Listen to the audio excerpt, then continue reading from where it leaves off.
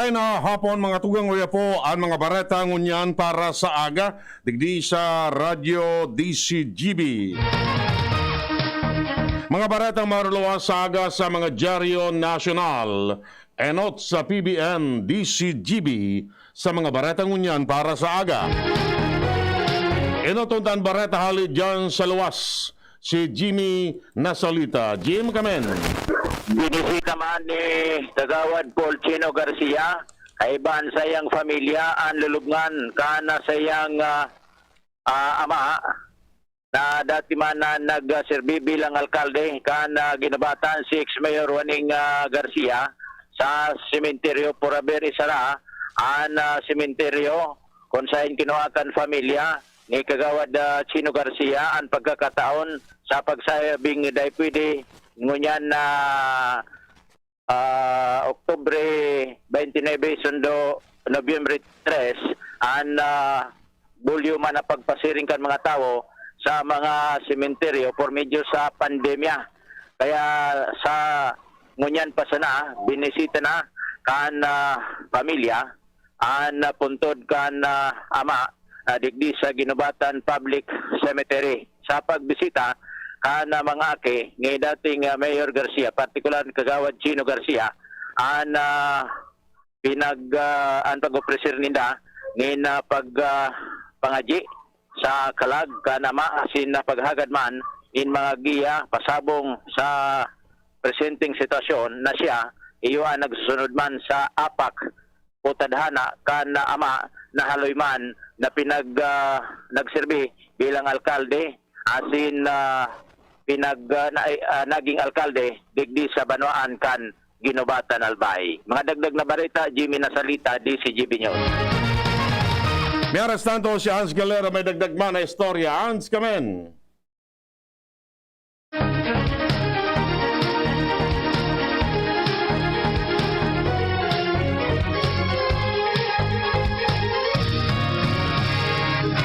May nabalik si Hans. Hans, kamen.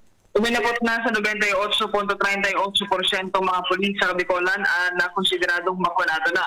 Susog sa impormasyon ng Itinalawas kin Regional Health Service 5, kan PNP Bicol, nag-abot na sa 11,387 na konsideradong fully vaccinated na, mantang 1,280 ang mga pulisan dito sa Bicol na naghahalat pa kan sa ilang ikadawang dose ng bakuna. Susog sa dapat nila, ang kabilugan na pwera sa kansil ng unit, nag-abot sa 12,000 ngunyan sa PNP Bicol. Biglalauman ni Police Brigadier General Jonel Estomo ang pamayukan PNP Bicol na bago matapos ang taon gabos ng mga miyembros kan sa indang komandansya ang makompleto na ang sa indang pagbabakuna kontra sa COVID-19. Alagad nagpagirumdom inis sa indang pwersa na tamili o daytamili na nabakunahan na maging kampante na dahilan sa dapat man giraray naman tiniron kan lambang saruan mahigot na pagsunod sa health protocols tangan ina makaiwas sa pangani o kaya sa takot na daraka na pandemya ang COVID-19. Dagdag na bareta, Ans Galero, DCGB.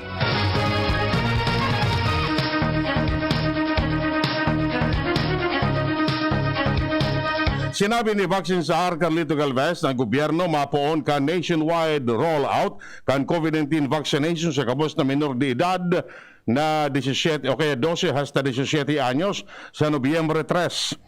Sa sinabi na pinaisya na siya ka National Vaccination Operation Center na pwede nang magpuon sa Nobyembre 3. Idinugan pa man niya ng pediatric vaccination para sa nasa may comorbidities. Sinabi ni Galvez na sa aga mabukasinda ng dagdag na 40 hasta 50 pang hospital sa entero nasyon mantang ang gabos na riyon magkakaigwa nin representasyon.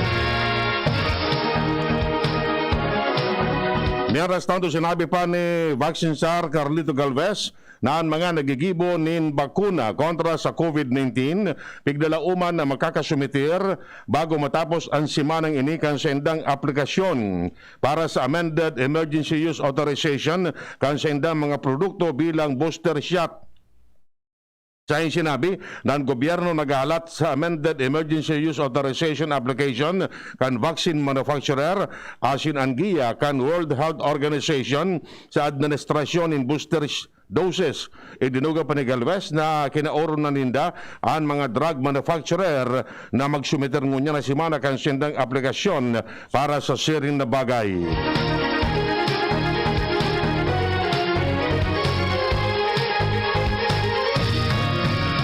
Siniguro ni PNP Chief General Guillermo Eliazar na nakahanda na ang mga pulis na magbantay sa mga eskwelahan na kairiba sa pilot testing and face-to-face classes sa Nobyembre 15. Sa iyong sinabi na siya, may tugong sa mga unit commanders na makipag-coordinar sa Department of Education as in Commission on Higher Education para masabutan kung paano magkakatabang ang mga pulis. Idinuga pa ni Eliazar na katuwang ang pulisya na minasuporta sa luway-luway na pagbalik sa normal as in panagos man na nakatutok tanganing masuguro ang kaligtasan kan lambang saro bako sana sa patakot kan COVID-19 kundi pati sa ibang patakot.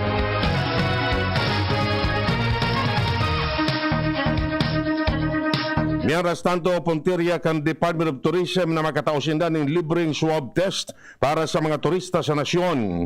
Ini tanganing may balik giraray ang kusog kan turismo sa ibong kan namamatian na COVID-19 pandemic. Sinabi ni Tourism Secretary Bernadette Romulo Puyat na kinakaipuan pa mang giraray magbayad ng 750 pesos ang mga turista para sa swab test na gigibuhon kan mga hospital siring sa Philippine General Hospital as in Philippine Children's Medical Center. Sa iyong sinabi na 750 pesos para sa negative RT-PCR alagad sinda nagahagad nin permiso kung pwede sindang makataonin subsidyo tanganing daina nin babayadan.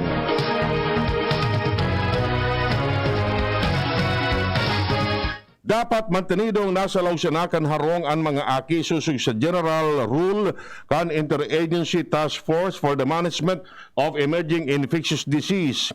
Inang pahayag ni Presidential Spokesman Harry Roque kasunod kan pagdagsa kan mga pamilya kay riba ang mga aki sa Dolomite Beach sa Manila Bay. Sayang ipinaliwanag na napapalaman sa General Rule kan IATF na dapat magruluwas ang mga aki na daipang bakuna kontra sa COVID-19. Idinuga pa ni Roque na pwedeng magluwas ang mga aki para mag-ehersisyo asin tutugutan sa open area para sa sendang mental health.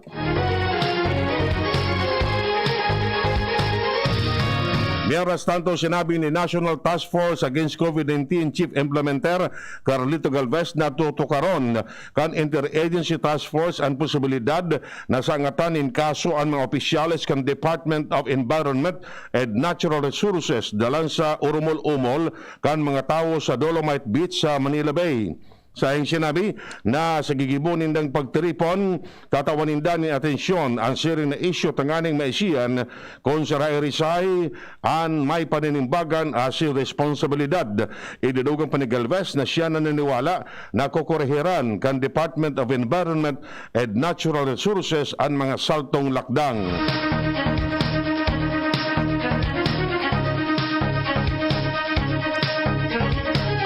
Naipadara na kan Kamara de Representantes sa Senado ang propestong 2022 National Budget. Sa surat kay Senate President Tito Soto, sinabi ni House Appropriation Committee Chair Congressman Eric Yap ng House Bill 10153 o 2022 General Appropriations Bill na ipinadara na ninda sa Senado kan Oktubre 25 mantang ang transmittal letter pirmado ni House Secretary General Mark Leandro Mendoza.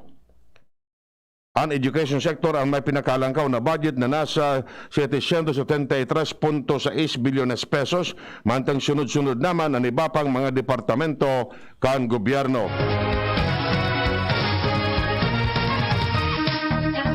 Kasunod kan amay na transmittal kan Kamara de Representantes sa Senado sa 2022 budget, siniguro man ni House Speaker Lord Alan Velasco na aprobaran ini bago matapos ang presenteng taon. Ang 5 trilyones pesos na 2022 national budget na isumiter kan Kamara sa Senado kada kaaging aldaw. Sa sinabi na parte kan sendang pangako na masiguro na may pasar ang masunod na budget sa tamang panahon. Idinugan pa ni Velasco na sa paagi kini matatawang nindanin na panahon ang mga senador na ogidon asin ipasar ang sadiring version kan GAB mantang nailing ninda nan bicameral conference committee na maugid asin mapakarahay kan iba-ibang probisyones kan House asin Senate version.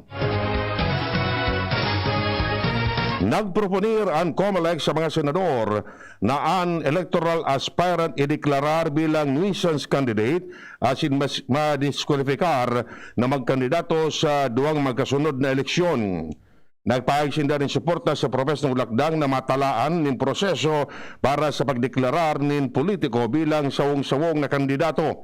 Sinabi ni Maria Norina Tangaro Kasingal, Director kan COMELEC Law Department, na suportado ninda ang pag-imponer nin multang 100,000 pesos asin mahagad man sinda na ang deklaradong nuisance candidate madiskwalifikar sa pagkandidato sa duwang magkasunod na eleksyon. Pabor si Vice Presidente Leni Robredo na magkaigwan in face-to-face presidential debate para sa 2022 election. Inaesay ang kasimbagan kung ano ang masasabi niya sa agyat ni Senador Manny Pacquiao na magkaigwan in-person debate sa tao kan COVID-19 pandemic. Sa sinabi na mas masisimbagan in marahay asin hararom ang mga isyu kung gigibuhon ang arampangan kaysa online debate. Idinugan pa ni Robredo na uyon siya sa kaagadan ni Pacman sa pagsasabi na mas maray na masimbagan ang mga isyu na pig-aampang.